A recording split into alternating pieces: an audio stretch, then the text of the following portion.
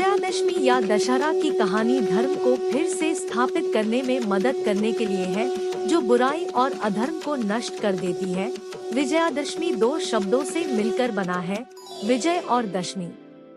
दुर्गा पूजा, जिसे दुर्गोत्सव या शरदोत्सव के नाम से भी जाना जाता है, भारतीय उपमहाद्वीप में शुरू हुआ एक वार्षिक हिंदू त्योहार है, जो महिषासुर पर दुर्गा की जीत के कारण हिंदू देवी दुर्गा का सम्मान करता है और उन्हें श्रद्धांजलि देता है। यह पूरी दुनिया में हिंदू समुदाय द्वारा मनाया जाता है, लेकिन यह विशेष रूप से लोकप्रिय है और पारंपरिक रूप से भारतीय राज्य पश्चिम बंगाल और अन्य राज्यों जैसे बिहार, असम, त्रिपुरा, ओडिशा, झारखंड, उत्तर प्रदेश, पूर्वी भागों में मनाया जाता है। बांग्लादेश, नेपाल और श्रीलंका जैसे कुछ अन्य देशों में भी मनाया जाता है। यह त्योहार भारतीय कैलेंडर में अश्विन यानी सितंबर से अक्टूबर महीने में मनाया जाता है। दुर्गा पूजा 10 दिवसीय उत्सव है। हिंदू धर्म ग्रंथों के अनुसार यह त्योहार आकार बदलने वाले असुर महिषासुर के खिलाफ लड़ाई में देवी दुर्गा की जीत का प्रतीक है, जिसने खुद को एक भैंसे का आकार दिया था। इस प्रकार यह त्योहार बुराई पर अच्छाई की जीत का प्रतीक है। हालांकि यह एक फसल उत्सव भी है, जो देवी को पूरे जीवन और सृजन के पीछे मातृ शक्ति के रूप में मनाता है। दुर्गा पूजा के दौरान पूजी जाने वाली प्राथमिक देवी दुर्गा है, लेकिन उत्सव में हिंदू धर्म के अन्य प्रमुख देवता भी शामिल होते हैं, जैसे लक्ष्मी, धन और समृद्धि की देवी, सरस्वती, ज्ञान और संगीत की देवी, गणेश, अच्छी शुरुआत के देवता, और कार्तिकेय, युद्ध के देवता। बंगाली परंपराओं में इन देवताओं को दुर्गा की संतान माना जाता है और माना जाता है कि दुर्गा पूजा अपने प्यारे बच्चों के साथ अपने पैतृक घर में दुर्गा की यात्रा का जश्न मनाने के लिए मनाई जाती है। यह त्योहार 10वें दिन विजयादशमी को समाप्त होता है, जब भक्त पूजा की गई मिट्टी की मूर्तियों को नदी या अन्य जल निकाय में ले जाने के लिए जुलूस निकालते हैं और उन्हें विसर्जित करते हैं, जो दिव्य ब्रह्मांड और उनके वैवाहिक घर में उनकी वापसी का प्रतीक है।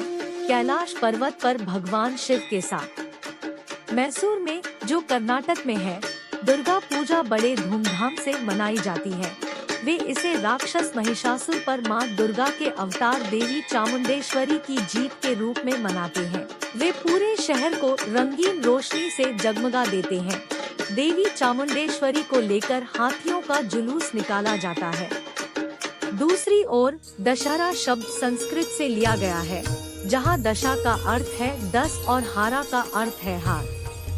रामायण की कहानी के अनुसार रावण सीता का अपहरण कर लेता है और उन्हें अपने राज्य लंका, वर्तमान श्रीलंका में ले जाता है।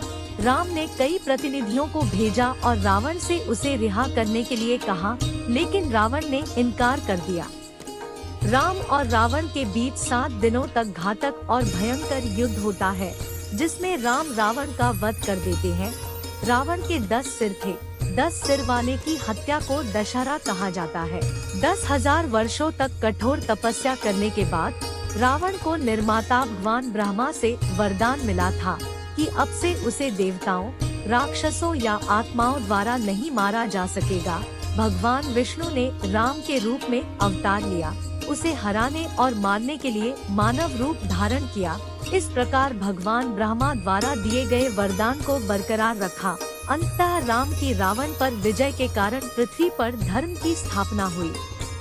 रामायण की कहानी नवरात्रि के पहले दिन से शुरू होकर 10 दिनों तक चलती है और दशहरे पर समाप्त होती है। इसे रामलीला कहा जाता है।